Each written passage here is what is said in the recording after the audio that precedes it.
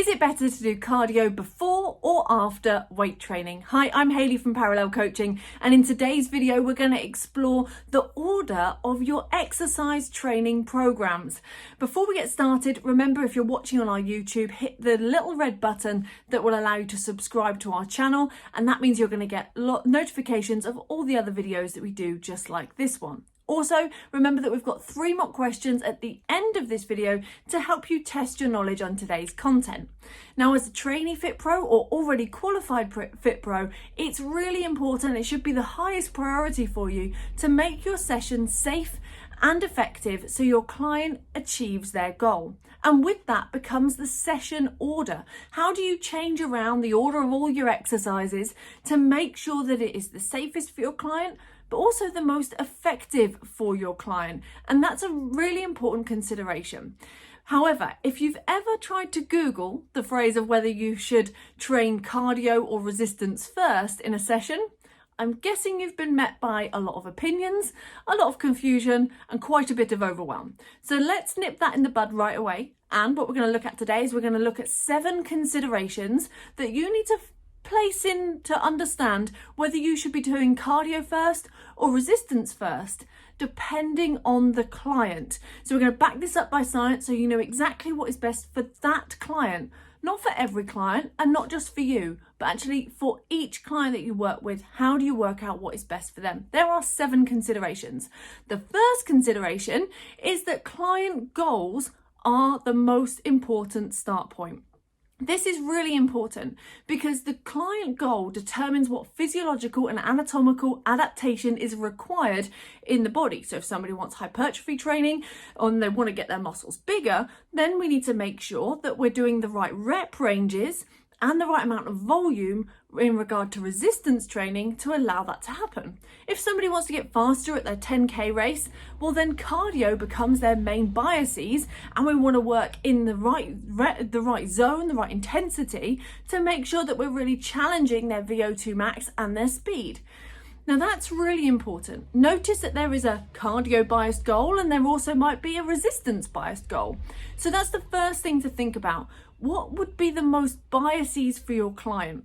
And that might mean that for, say, let's just say, argument's sake, if they've got a cardio based goal, you might choose to put the cardio first whilst they're fully energized, fully restored, so that they're not fatigued when they come to do that cardio session, which might impact on their performance, their posture, their technique, or cause any injury, especially if you're starting to push pace and start to challenge their gait analysis as well.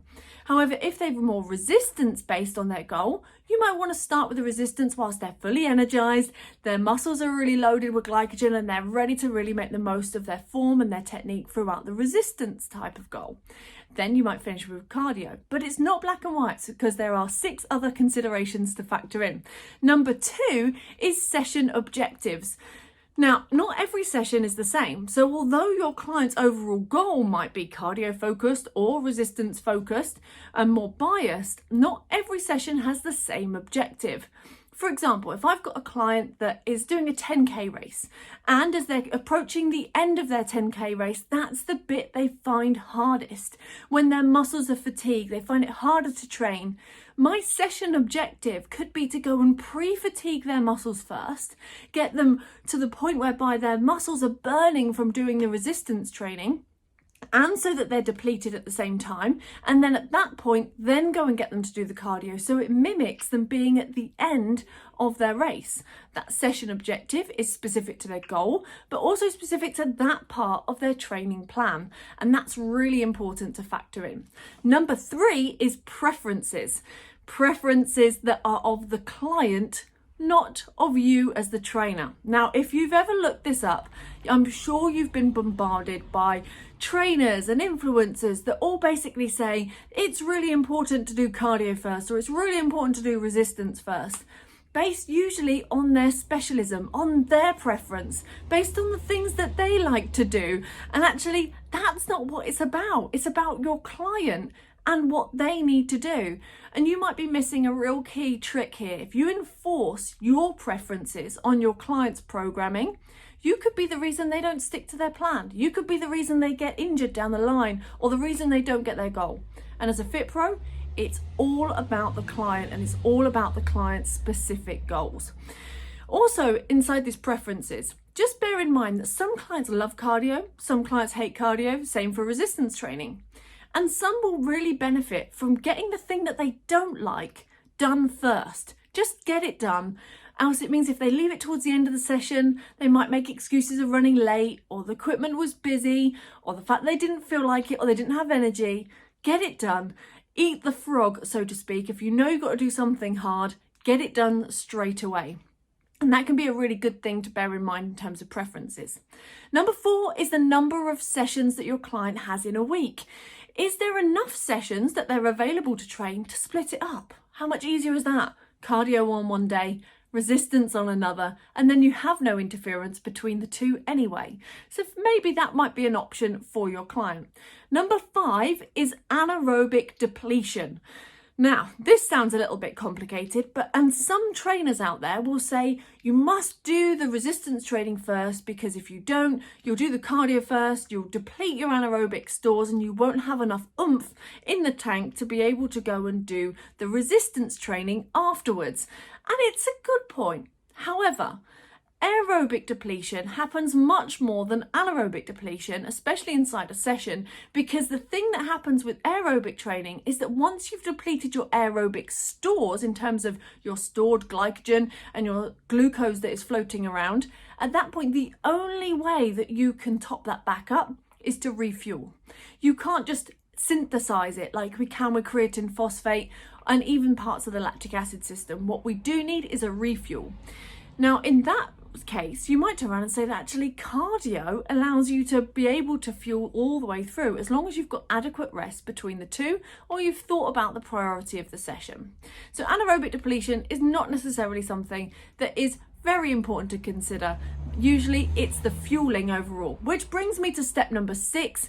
This is whereby you want to consider how long the session is. If you've got cardio and resistance in the same session, it's going to be a long session, unless your cardio is like 4 minutes or your resistance is doing a couple of exercises with a few sets. Your session's probably going to be over an hour. Now that means that anything over an hour needs a different level of nutrition and hydration, both before, during and after the session. And that is key. This is the thing that's going to make the difference as to whether your energy systems are depleted or not depleted, and whether you're accessing the right type of energy required, and whether you can perform properly in all the lifts and all the running and all the cardio that you need to do in that session, especially without scrimping at the end and going on to reducing your stretches or reducing the intensity on that last part. So hydration and nutrition both before and in the session is key, and remember, you will need to top up if it's anything more than 60 minutes. And that brings us on to number 7. The 7th consideration, in my opinion, is the most important. However, I'm sure that you'll agree all of the other 6 also are. Now, this is that variables should complement the same physiological adaptation regardless of where they appear in the session. If you've got cardio and you've got resistance training, they should both be targeting the same energy system, the same muscle fiber types, and understanding that that same neurological adaptation is required in that session.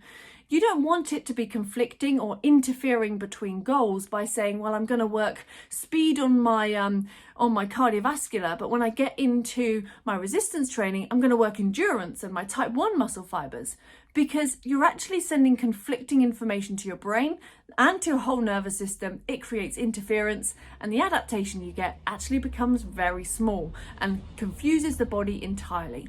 So as long as they are both targeting the same energy system and the same muscle fiber type, you can definitely include cardio and resistance regardless of the order. So that brings us to wrap up all 7 considerations that you need to factor in to determine whether you want to put cardio or resistance training first in your client's sessions. Remember, you've got 3 mock questions to wrap up today's content and knowledge. Make sure you do those. And if you want to drop a little comment in the comments box below, make sure you tell us what your big takeaway has been from today and which of those ones in particular you like to use as a consideration for whether you're going to plan cardio or resistance first? Thank you so much for joining me, and I will see you on the next video. Take care.